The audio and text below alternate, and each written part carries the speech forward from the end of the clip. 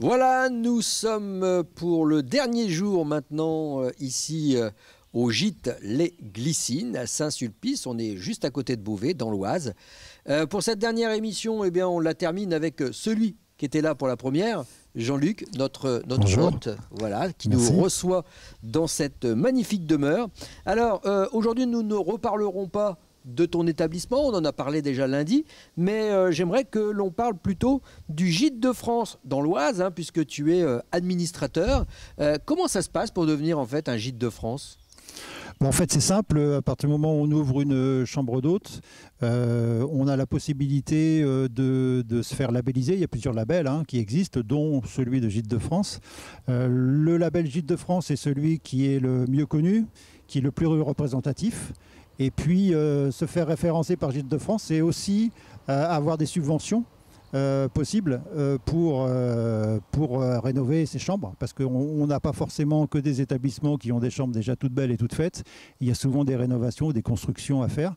Et Gîtoise, Gîte de Françoise, peut subventionner aussi la possibilité de rénover ces chambres, en fait. Combien il y a de Gîtes de France dans l'Oise ? Dans l'Oise, il y en a beaucoup. Il doit y en avoir, je crois, entre 250 et 300 labels Gîte de France. Donc 40 accessibles aux personnes en situation de handicap. Alors aujourd'hui, oui, on a 40 sites qui sont... Alors je parle sous couvert de Isabelle Thomas, qui, elle, est en charge de l'accompagnement justement des porteurs de projets. Spécifique aussi au handicap. Donc il y a 40 sites qui sont labellisés dans l'Oise. Il y a 2 gîtes de groupe. Il y a des chambres d'hôtes et il y a 3 meublés dans l'Oise qui sont labellisés aussi. Donc c'est toujours pareil, il y a 15 ans, en fait, les subventions étaient très importantes chez Gîte de France pour pouvoir rénover toutes ces chambres et adapter une chambre pour les personnes à handicap, bien sûr. Bon, aujourd'hui, les subventions sont moindres, c'est l'époque qui veut ça. Voilà, on travaille et on explique à tous nos nouveaux adhérents que voilà, il faut bien penser à tout ça. Et quand on a la possibilité, comme chez moi par exemple, d'avoir des dépendances ou les possibilités de faire du rez-de-chaussée, tout simplement, eh ben, il faut penser au handicap parce que c'est intéressant et c'est bien pour tout le monde, quoi, en fait. Et en matière de l'offre, 40 établissements sur l'ensemble du département, c'est suffisant ou il nécessiterait encore que d'autres gîtes passent justement par la phase d'accessibilité ? Moi, je pense que 40, c'est déjà bien dans l'Oise. Je pense que géographiquement, ils sont bien répartis ? Ils sont plutôt bien répartis. Je pense qu'il faudrait, encore une fois, une communication qui soit beaucoup plus large sur le fait qu'on puisse accueillir chez Gîte de France ces personnes à mobilité réduite. Le simple logo suffit peu maintenant. Il faut vraiment mutualiser nos communications. Je sais que tu as reçu la Chambre de commerce dans la semaine. Je sais que tu as reçu les offices du tourisme dans la semaine. On essaye et on fait en sorte aujourd'hui de travailler avec tous ces établissements pour coordonner notre communication et pour pouvoir dire que voilà, on est dans l'Oise très sensible au handicap et qu'il faut absolument venir nous voir et qu'on peut vous recevoir dans pas mal de régions, pas mal de villes, pas mal de grandes villes, pas mal de petits villages, ce qu'on est. Mais tout doit passer d'abord par la communication pour qu'on puisse déjà remplir les établissements que nous avons déjà. Parce que sur les 40, je communique beaucoup avec les autres. Ils ont aussi ce même souci que moi. Ils voient peu de personnes à mobilité réduite. Donc c'est un peu dommage, quoi, en fait, finalement. C'est d'autant plus dommage qu'à l'inverse, on a, et il suffit d'aller sur les réseaux sociaux pour s'en rendre compte, on a les personnes à mobilité réduite qui disent « Attendez, qu'est-ce que vous nous conseillez pour partir en vacances ? Où on peut aller passer un week-end ?» Et d'où justement notre application Handicap Trade Union TV que vous pouvez télécharger gratuitement parce qu'on donne justement des idées de lieux comme le tien, sur lesquels on peut aller. Mais on est là d'un côté avec des gens qui ont des offres et qui ont du mal à faire connaître leurs offres. Et d'un autre côté, on est avec un public qui est demandeur et qui a du mal à avoir accès à cette demande. Donc on essaye nous aussi à notre petit niveau d'être ce trait d'union entre les deux, mais c'est vraiment pas évident, quoi. C'est ça. Donc vous voyez, on voit bien qu'il y a un fossé entre l'offre finalement et la demande. Donc tout ça est paradoxal, c'est que finalement le service est là, mais l'information ne passe pas ou passe mal finalement, et donc il faut vraiment trouver le bon support pour qu'on puisse tous travailler ensemble finalement, et bon voilà, c'est ce sur quoi on travaille tous ensemble, c'est coordonner au moins notre communication pour que ça puisse permettre à tous nos amis en handicap de pouvoir venir nous voir.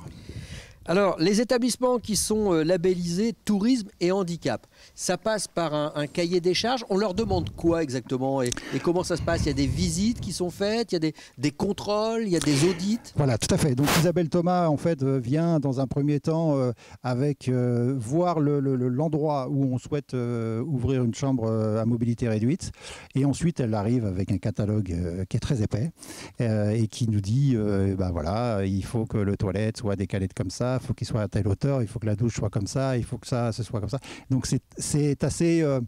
très technique. C'est très technique. Ça peut faire peur au départ, mais finalement, c'est pas grand-chose. Mais c'est vrai que du coup, il faut vraiment pouvoir respecter ces normes-là, parce que ce sont les normes. Alors, pour y être depuis 15 ans, le plus gros problème finalement, c'est quand les normes changent.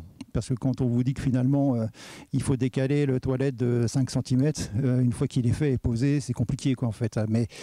Mais on s'en sort, voilà. Et en tout état de cause, Isabelle Thomas, elle vous suit. Donc, quel que soit le problème, quelle que soit la question et quel que soit le problème rencontré, elle se déplace et vraiment on suit tous nos adhérents pour les aider à pouvoir ouvrir dans de meilleures conditions leur chambre pour les handicapés. Oui. Alors, tu es administrateur pour l'Oise, mais tu es bien entendu en contact avec les autres gîtes de la région Hauts-de-France. Est-ce que les problématiques qui sont rencontrées ici dans l'Oise sont les mêmes problématiques que celles que l'on rencontre ailleurs? Parce que si on monte un peu plus sur les côtes, etc., ils ont peut-être moins de problèmes de remplissage, non? Alors peut-être, mais en tout cas, nous, l'Oise, placé où on est, on a une certaine problématique, effectivement, c'est de remplissage. Effectivement, je pense qu'en bord de mer, c'est beaucoup plus souple.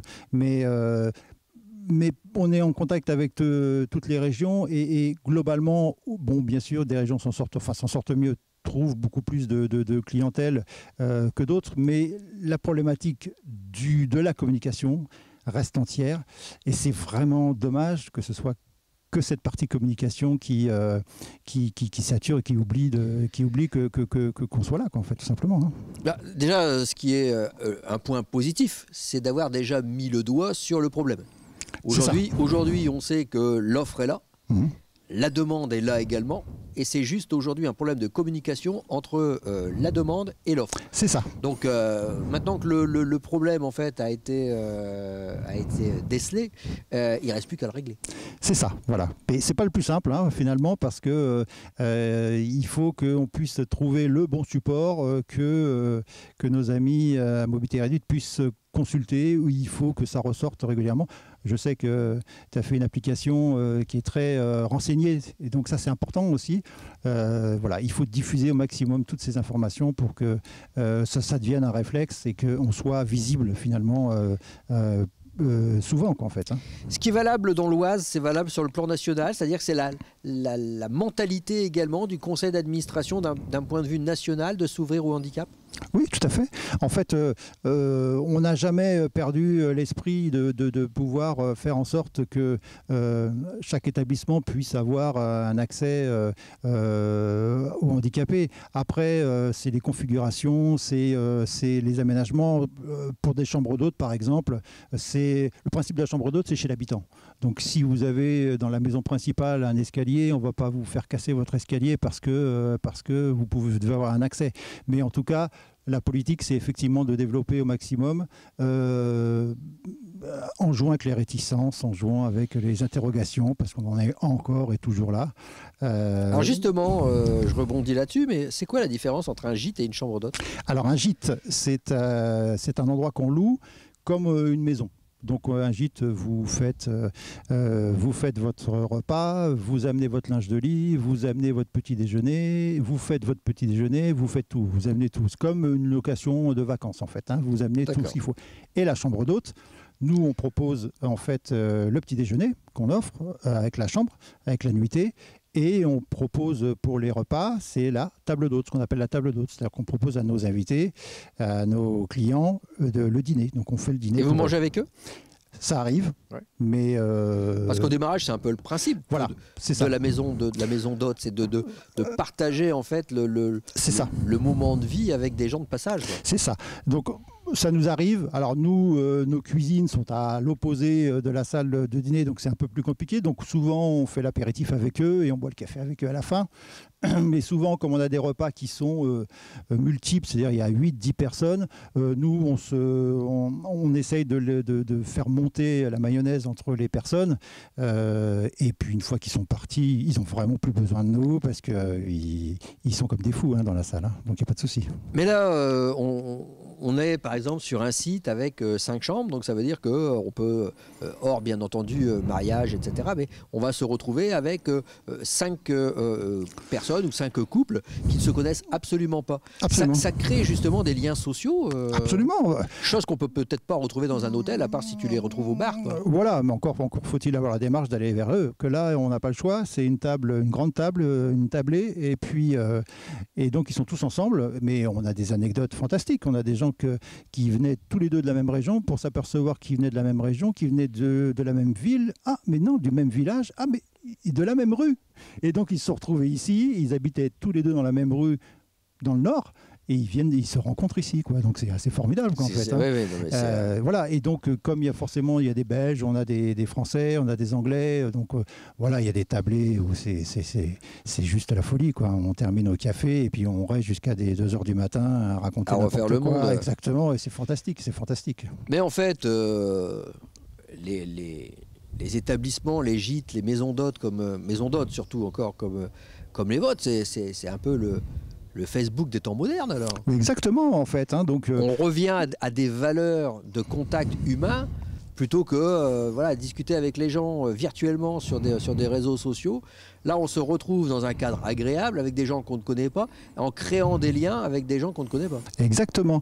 Alors, le week-end à thème que nous avons développé, en fait, les gens sont dans leur suite, ils ont leur dîner dans la suite, ils font tout dans la suite, donc ils ne se communiquent pas trop. Par contre, le lendemain matin, au petit déjeuner, chacun raconte son histoire, parce que moi j'étais dans la suite spa, mais alors le spa c'est génial, mais moi j'étais dans la baignoire balnéo, mais c'est génial, et donc ils s'échangent un petit peu leur ressenti, et puis je les revois quelques semaines après, ils vont tester la chambre d'à côté et vice versa, quoi, en fait, et donc c'est super sympa, quoi, en fait. Donc voilà, après c'était période de Covid où chacun est un peu resté chez soi, voilà, on retrouve cette ambiance où on aime bien être ensemble finalement.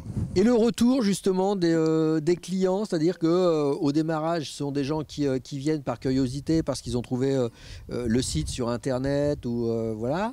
Mais c'est des gens que tu revois régulièrement ou ça a été des gens de passage? Alors maintenant on a beaucoup parce que encore une fois sur le niveau des chambres à thème, on a des gens qui viennent se faire plaisir dans une chambre à thème, dans la suite spa, se détendre, se mettre hors temps dont on parlait, et j'ai des couples, ça fait en un an, ça fait 5 fois qu'ils reviennent parce que du coup ma suite c'est devenu leur endroit où ils viennent se poser en fait finalement, et donc c'est très agréable, et en plus ils en parlent après à leurs parents, à leurs grands-parents, à leurs frères, à leurs sœurs, à tout le monde, et donc voilà, on a régulièrement des gens et puis ils font des bons cadeaux. Tu sais que tu me donnes une idée là en même temps, Jean-Luc, peut-être que tu l'as exploité, tu as tellement d'idées à la minute, mais les personnes en situation de handicap, ils ont besoin de se retrouver, passer eux aussi un moment comme n'importe qui d'autre, des moments de repos, etc. Tu as ici des chambres, une en particulier, qui est accessible et qui a du mal en fait à trouver son public. Est-ce que ce ne serait pas également une très bonne idée de cadeau ? C'est-à-dire qu'en fait, le père, la mère, le cousin, le tonton, je ne sais quoi, est en train de se demander qu'est-ce qu'il va pouvoir faire comme cadeau pour Noël ou pour l'anniversaire. Il va dire, attends, j'ai l'idée, on va lui offrir un séjour dans une chambre d'hôte accessible. Donc là, il n'y aura pas de problème d'accessibilité. Ça va être des paysans pour lui, il va pouvoir profiter de la campagne. Ça peut être une très bonne idée de cadeau. C'est une très très bonne idée de cadeau et en plus, on le fait de plus en plus. C'est ce qu'on appelle un bon cadeau, un bon pour. Et donc les gens nous règlent la prestation. Ils nous donnent un petit texte qu'ils veulent voir dans le bon pour, on édite le bon pour, on leur envoie par mail, ils l'offrent à Noël, à l'anniversaire, à quand ils veulent, et les gens nous appellent et on coordonne, voilà, tout simplement. Ouais, donc en fait, mon idée, tu l'avais déjà eu avant, quoi. Ouais. On essaye. Oui, Jean-Luc, bah oui. Moi, je pensais arriver avec une idée originale, mais non, allez, on remballe. Bon, bah écoute, Jean-Luc, on va retrouver tout ça, bien entendu, sur ton site internet. Avec plaisir. Les bons, les tarifs, les photos, les contacts, bien sûr. On rappelle l'adresse de ton site. Alors, c'est lesglycines-de-Saint-Sulpice.com, tout simplement. Voilà. Et bien entendu, sur les réseaux sociaux. Jean-Luc, je voulais te remercier de nous avoir permis de passer cette semaine ici. On a eu de la chance, il a fait beau toute la semaine. Merci beaucoup. On a passé vraiment un agréable moment avec l'Office de tourisme, la Chambre de commerce, Christophe et Cyril qui sont venus nous reparler de leur truc informatique. Et puis toi qui nous a expliqué un petit peu comment fonctionnaient les gîtes, les chambres d'hôtes et tout ça. Donc merci également à nos partenaires parce que tu sais que sans la région des Hauts-de-France et sans la GFIP Hauts-de-France, nous n'aurions pas pu organiser cette tournée, la tournée Andy Regional Tour. Et puis j'en profite également pour remercier mes équipes, les gens qui sont derrière les caméras, dans le car régie ou au volant du car régie, mon cher camarade Eric. Voilà, donc merci à vous tous de nous accompagner et à très bientôt sur Handicap TV. Première région automobile, première région ferroviaire, première région agroalimentaire, première région en matière d'investissements directs étrangers pour les projets industriels, un hub logistique international, mais aussi une région avancée en matière de transition énergétique et de technologie numérique pour une économie plus responsable, plus durable, plus connectée et plus collaborative. La région Hauts-de-France, une région qui se transforme.